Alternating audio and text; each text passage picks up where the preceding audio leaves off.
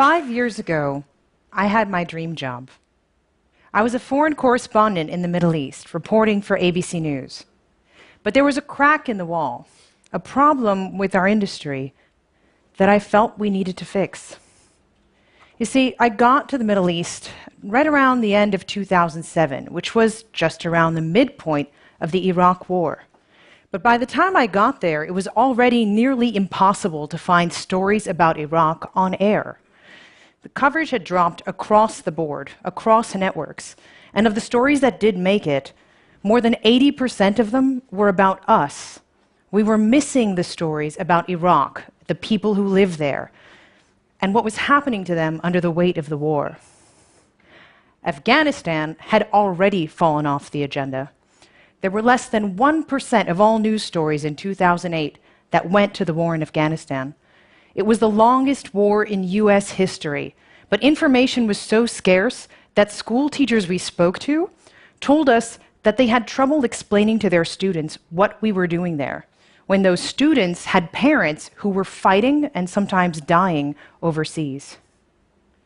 We had drawn a blank, and it wasn't just Iraq and Afghanistan. From conflict zones to climate change to all sorts of issues around crises in public health.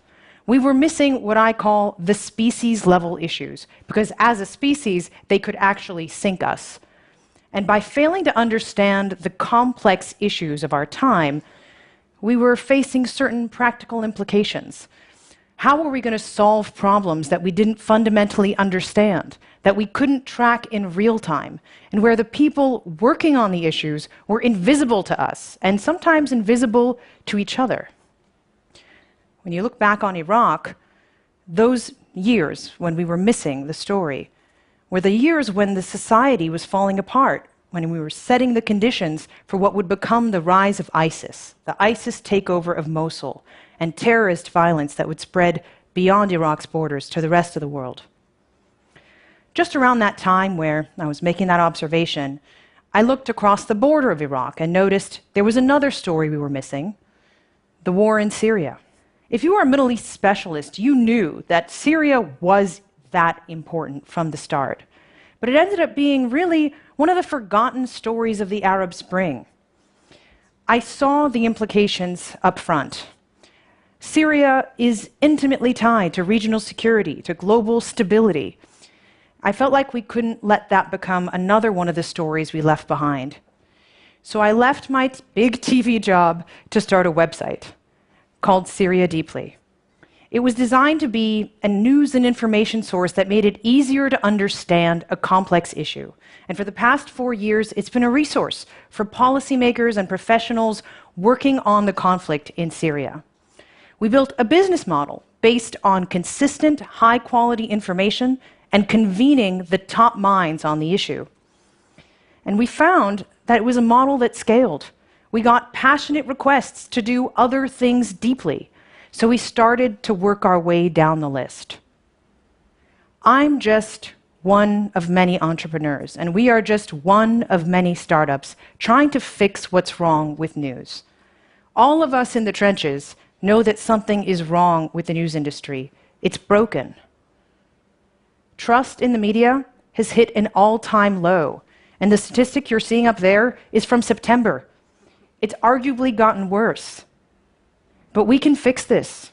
We can fix the news. I know that that's true. You can call me an idealist. I call myself an industrious optimist. And I know there are a lot of us out there. We have ideas for how to make things better. And I want to share 3 of them that we've picked up in our own work. Idea number 1. We need news that's built on deep domain knowledge. Given the waves and waves of layoffs at newsrooms across the country, we've lost the art of specialization. Beat reporting is an endangered thing. When it comes to foreign news, the way we can fix that is by working with more local journalists, treating them like our partners and collaborators, not just fixers who fetch us phone numbers and sound bites. Our local reporters in Syria and across Africa and across Asia bring us stories that we certainly would not have found on our own. Like this one from the suburbs of Damascus, about a wheelchair race that gave hope to those wounded in the war. Or this one from Sierra Leone, about a local chief who curbed the spread of Ebola by self-organizing a quarantine in his district. Or this one from the border of Pakistan about Afghan refugees being forced to return home before they're ready under the threat of police intimidation. Our local journalists are our mentors. They teach us something new every day, and they bring us stories that are important for all of us to know. Idea number 2, we need a kind of Hippocratic oath for the news industry, a pledge to first do no harm. Journalists need to be tough, we need to speak truth to power, but we also need to be responsible. We need to live up to our own ideals, and we need to recognize when what we're doing could potentially harm society, where we lose track of journalism as a public service. I watched us cover the Ebola crisis. We launched Ebola deeply. We did our best. But what we saw was a public that was flooded with hysterical and sensational coverage, sometimes inaccurate, sometimes completely wrong. Public health experts tell me that that actually cost us in human lives, because by sparking more panic and by sometimes getting the facts wrong, we made it harder for people to resolve what was actually happening on the ground. All that noise made it harder to make the right decisions.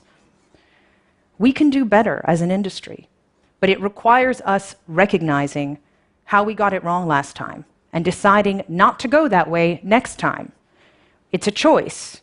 We have to resist the temptation to use fear for ratings, and that decision has to be made in the individual newsroom and with the individual news executive, because the next deadly virus that comes around could be much worse, and the consequence is much higher if we do what we did last time, if our reporting isn't responsible and it isn't right.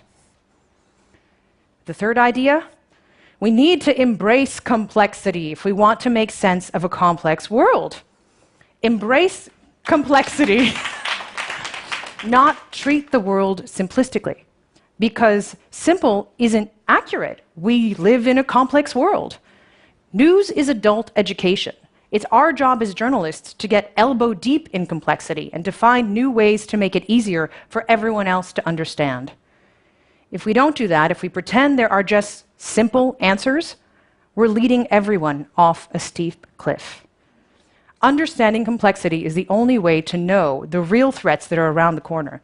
It's our responsibility to translate those threats and to help you understand what's real so you can be prepared and know what it takes to be ready for what comes next. I am an industrious optimist. I do believe we can fix what's broken. We all want to. There are great journalists out there doing great work. We just need new formats. I honestly believe this is a time of reawakening, reimagining what we can do. I believe we can fix what's broken. I know we can fix the news. I know it's worth trying, and I truly believe that in the end, we're going to get this right. Thank you.